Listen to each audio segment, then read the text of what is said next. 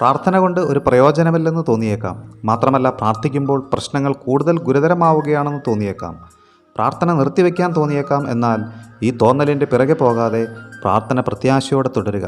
കാരണം ആത്മീയത വേരുറച്ച് വളരുന്നത് പ്രാർത്ഥനയിലാണ്.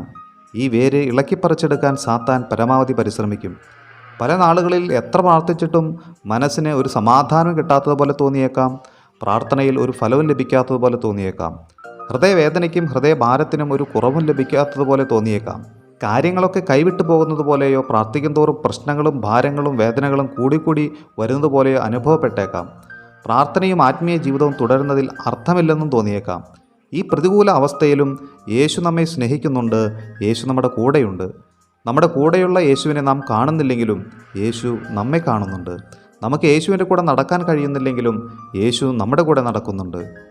നാം പ്രാർത്ഥിക്കുമ്പോൾ സംഭവിക്കുന്ന ഏറ്റവും ഫലപ്രദമായ അത്ഭുതം നമ്മിൽ തന്നെ സംഭവിക്കുന്ന വലിയ മാനസാന്തരമാണ്. ആന്തരികമായി നാം രൂപാന്തരപ്പെട്ടുകൊണ്ടിരിക്കുകയാണ്.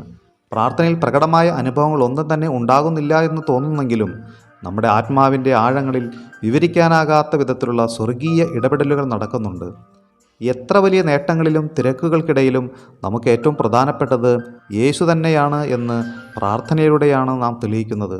അതിനാൽ സമയമില്ല എന്ന് പറഞ്ഞ് ആത്മീയ കാര്യങ്ങൾ അവഗണിക്കരുത്. ഓരോരോ കാരണങ്ങൾ പറഞ്ഞ് രാജാവിൻ്റെ വിരുന്ന് അവഗണിച്ചവനെ പോലെയാകരുത്.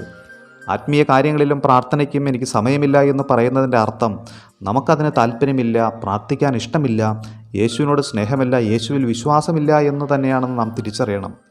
നാം യേശുവിനെ സ്നേഹിക്കുന്നതിൻ്റെ തെളിവാണ് നമ്മുടെ വ്യക്തിപരമായ പ്രാർത്ഥന.